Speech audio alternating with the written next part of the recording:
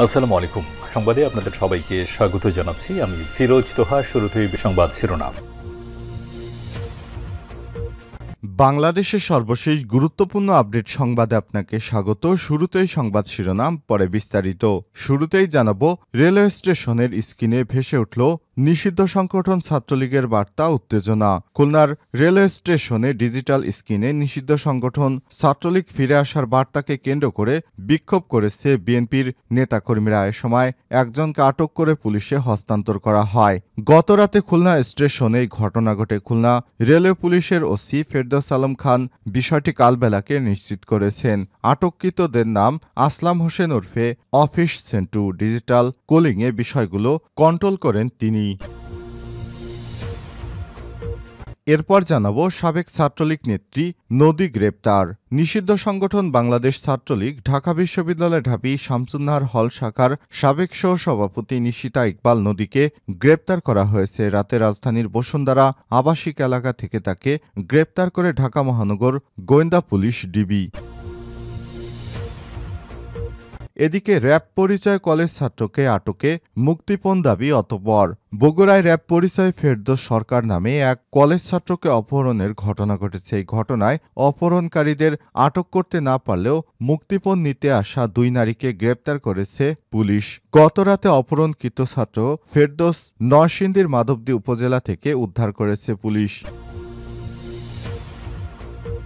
জানাবো, মোবাইলে চার্জ দেয়াকে কেন্দ্র করে সংঘর্ষে আহত 40। সিলেটে মোবাইল চার্জ দেয়াকে কেন্দ্র করে ত্রিমুখী সংঘর্ষের ঘটনা ঘটেছে। এতে 3 গ্রুপের অন্তত 40 জন আহত হয়েছেন। আহতদের উদ্ধার করে কোম্পানীগঞ্জ উপজেলা স্বাস্থ্য কমপ্লেক্সে ভর্তি করা হয়।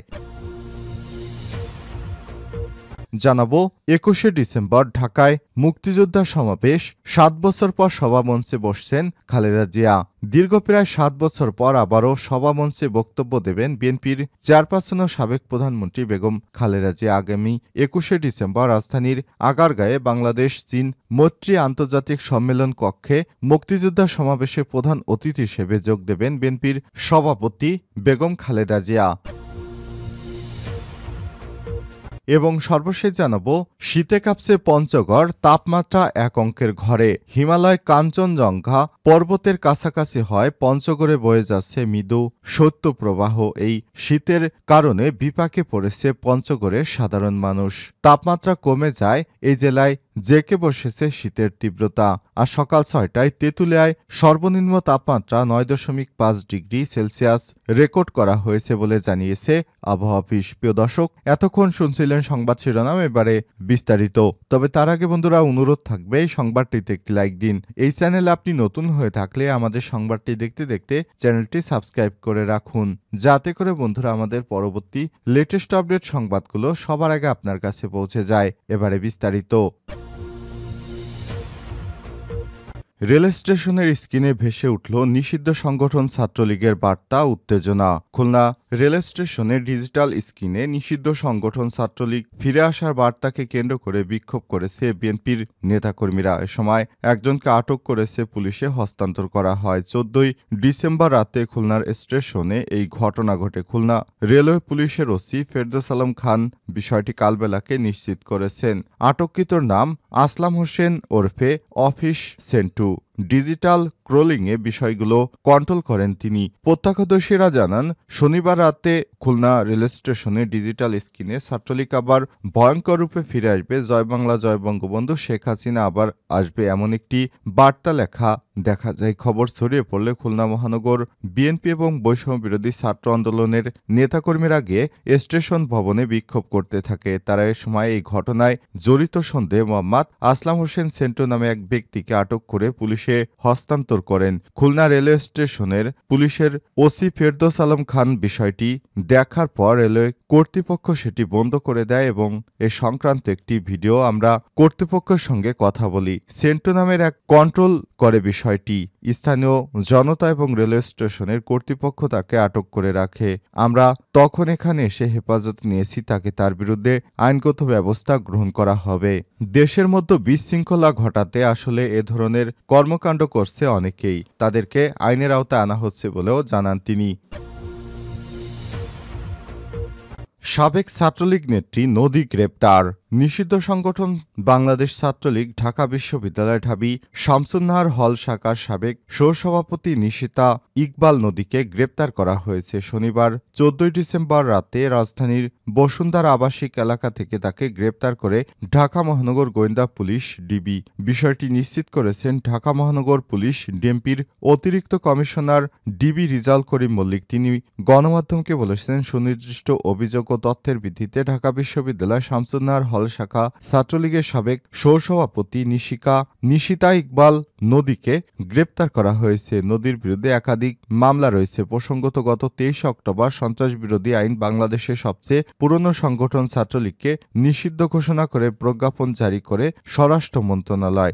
জানা যায়, ২০০৯ সালে আওয়ামী লীগ সরকার গঠন করলে দেশব্যাপী নৈরাজ্য সৃষ্টি করে ছাত্রলীগ। দেশের প্রত্যেকটি বিশ্ববিদ্যালয়ের ক্যাম্পাসকে তারা নরকে পরিণত করে। সাধারণ শিক্ষার্থীরা ছাত্রলীগের সন্ত্রাসীদের নানাভাবে নির্যাতনের শিকার হয়। এবার ছাত্র জনতার আন্দোলন শুরুর দিকে ছাত্রলীগের সাধারণ শিক্ষার্থীদের উপর নির্বিচারে ভয়াবহ হামলা ও নৃশংসতা চালিয়ে দেশের মানুষকে ভীষণ ক্রুদ্ধ করে তোলে। ছাত্রলীগ নিষিদ্ধ প্রজ্ঞাপনে বলা হয়, বাংলাদেশের স্বাধীনতা পরবর্তী বিভিন্ন সময়ে, বিশেষ করে ১৫ বছরে স্বৈরাচারী শাসনামলে বাংলাদেশ আওয়ামী লীগের ভাতৃপ্রতিম সংগঠন বাংলাদেশ ছাত্রলীগ হত্যা, নির্যাতন, গণমাধ্যম কেন্দ্রিক নিপীড়ন, ছাত্রাবাসের টিকিট বাণিজ্য, টেন্ডারবাজি, ধর্ষণ, যৌন নিপীড়ন সহ নানাবিধ নিরাপত্তা বিঘ্নকারী কর্মকাণ্ডে জড়িত ছিল। এ সম্পর্কিত প্রমাণ তথ্য দেশের সব প্রধান গণমাধ্যমে প্রকাশিত হয়েছে এবং কিছু সন্ত্রাসী সংগঠন নেতাকর্মীরা অপরাধ আদালতে প্রমাণিত হয়েছে। এ কারণে এদেরকে গ্রেপ্তার করা হচ্ছে। র‍্যাব পরিচয়ে কলেজ ছাত্রকে আটকে মুক্তিপণ দাবি অতঃপর। বগুড়ায় র‍্যাব পরিচয়ে ফেরদৌস সরকার নামে এক কলেজ ছাত্রকে অপহরণের ঘটনা ঘটেছে। এই ঘটনায় অপহরণকারীদের আটক করতে না পারলেও মুক্তিপণের টাকা নিতে আসা দুই নারীকে নারায়ণগঞ্জ থেকে গ্রেপ্তার করেছে পুলিশ। শনিবার ১৪ ডিসেম্বর রাতে অপহরণকৃত ছাত্র ফেরদৌস হোসেনকে নরসিংদীর মাধবদী উপজেলা থেকে উদ্ধার করেছে পুলিশ। বগুড়া জেলা পুলিশের মুখপাত্র মিডিয়া অতিরিক্ত পুলিশ সুপার সুমন রঞ্জন সরকার কালবেলাকে বিষয়টি নিশ্চিত করেছেন। কলেজ ছাত্র ফেরদৌস সরকার গাইবান্ধা গোবিন্দগঞ্জ উপজেলার নাকাই এলাকার মৃত হাবিল সরকারের ছেলে। তিনি সরকারি শাহ সুলতান কলেজে স্নাতক সম্মানের শেষ বর্ষের শিক্ষার্থী। পুলিশও গ্রেপ্তার দুই নারীর নাম পরিচয় এখনো প্রকাশ করেনি, তবে তারা সম্পর্কে মা মেয়ে বলে জানা গেছে।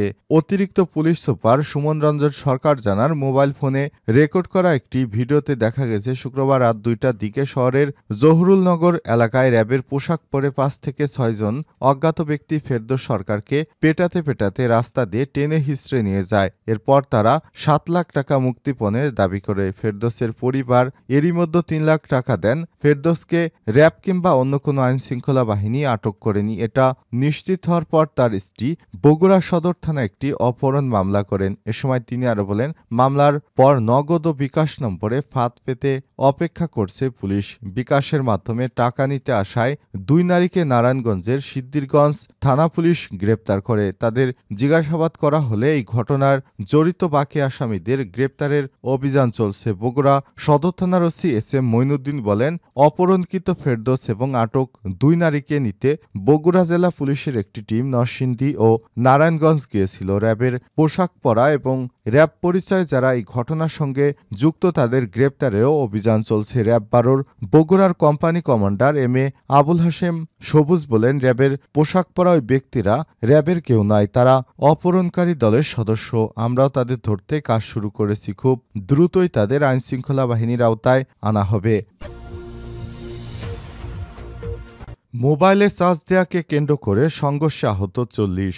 সিলেটে মোবাইলকে চার্জ দেয়া কেন্দ্র করে ত্রিমুখী সংঘর্ষের ঘটনা ঘটেছে। এতে ৩ গ্রুপের অন্তত ৪০ জন আহত হয়েছে। আহতদের উদ্ধার করে কোম্পানিগঞ্জ উপজেলা স্বাস্থ্য কমপ্লেক্সে ভর্তি করা হয়। শনিবার ১৪ ডিসেম্বর সন্ধ্যা ৬টা থেকে রাত ১০টা পর্যন্ত এই সংঘর্ষ চলে কোম্পানিগঞ্জ উপজেলা থানাধীন এলাকায়। কোম্পানিগঞ্জ থানার ওসি উজায়ের আল মাহমুদ বিষয়টি কালবেলাকে নিশ্চিত করেছেন। আহতদের তাৎক্ষণিক নাম পরিচয় এখনও পাওয়া যায়নি। জানা যায় সন্ধ্যা ৬টায় কোম্পানীগঞ্জ উপজেলার থানাবাজার এলাকায় মোবাইল চার্জ দেওয়াকে কেন্দ্র করে উপজেলার কাঁঠালবাড়ি, বর্ণী ও কোম্পানীগঞ্জ এলাকার লোকজনের মধ্যে সংঘর্ষ শুরু হয়ে রাত 10:30টার প্রতিবেদন লেখা পর্যন্ত চলে। কোম্পানীগঞ্জ থানার ওসি উজায়ের আল মাহমুদ আদনান কালবেলাকে বলেন, সন্ধ্যা ৬টার দিকে মোবাইল চার্জ দেওয়া নিয়ে দুইজনের মধ্যে তর্কাতর্কি শুরু হয়। এ নিয়ে তিনটি পক্ষের মধ্যে সংঘর্ষ হয়েছে। এতে বেশ কয়েকজন আহত হয়েছে। আমরা সংঘর্ষ থামাতে কাজ করছি, পরিস্থিতি স্বাভাবিক হয়েছে। রাত 10:45টায় সেনাবাহিনীর সহযোগিতায় পরিস্থিতি পুরোপুরি নিয়ন্ত্রণ করা সম্ভব হয়েছে।